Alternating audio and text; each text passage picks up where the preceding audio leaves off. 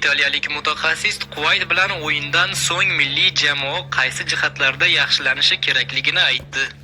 O'zbekiston Quvayt o'rtoqlik o'yinidan so'ng g'olib jamoa ustozi Fabio Cannavaro matbuot anjumanida ishtirok etdi. Kecha aytib o'tganimdek, oson o'yin bo'lmadi. Har bir bahsni jiddiy qabul qilishimiz kerak. Biz yaxshi o'yin o'tkazdik. 2 kun ichida mashg'ulotlardan maksimal foydalana oldik, biroq yanada rivojlanib borishimiz lozim. Hozirda jamoa bilan borgan sari yaqinroq tanishib boryapman. O'zim haqimdagi salbiy fikrlar men uchun ahamiyatsiz. Butun hayotim davomida meni ijobiy qabul qilishgan deb o'ylaysizmi? Futbolchilik faoliyatim davomida ham men faqat futbol o'ynashga e'tibor qaratgandim. Hozir ham jamoam manfaati men uchun muhimroq. Albatta ayrim fikrlar menga yoqmasligi mumkin, lekin bu men uchun asosiysi emas. Vazifam bundan iborat emas.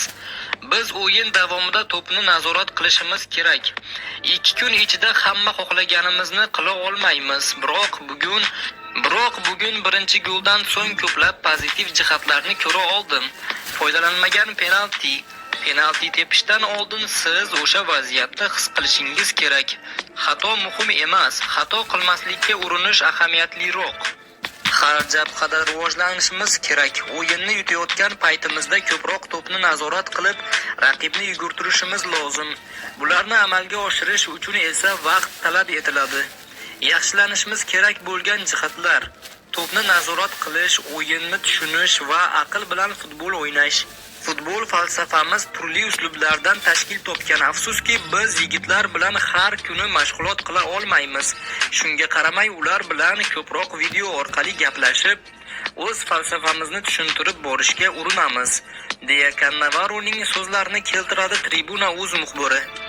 Shuningdek, terma jamoamiz sardori Eldor Shomurodov ham o'yindan so'ng o'z fikrlari bilan o'rtoqlashdi. Marhamat, uni tinglashingiz mumkin. Yangi murabbiy bilan birinchi o'yinimiz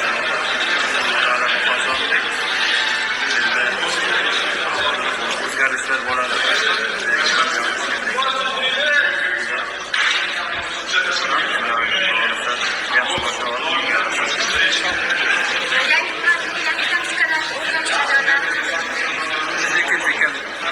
Boshlanadi. Hozir vatanda ko'p narsani o'zgartirib tashlagan.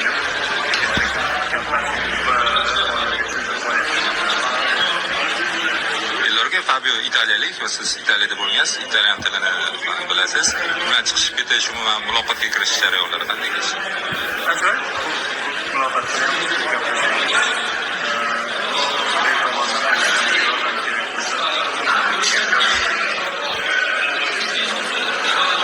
Navbatdagi o'yin Urugvayga qarshi kechadi. Shunga ham to'xtalib o'tasiz.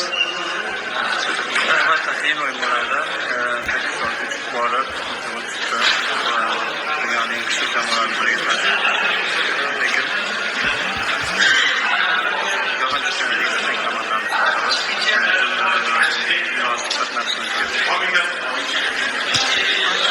ham klubdoshingiz, ham jamoadoshingiz Abbos Fayzullayev jarohat oldi. Uni holati qanaqa ekan?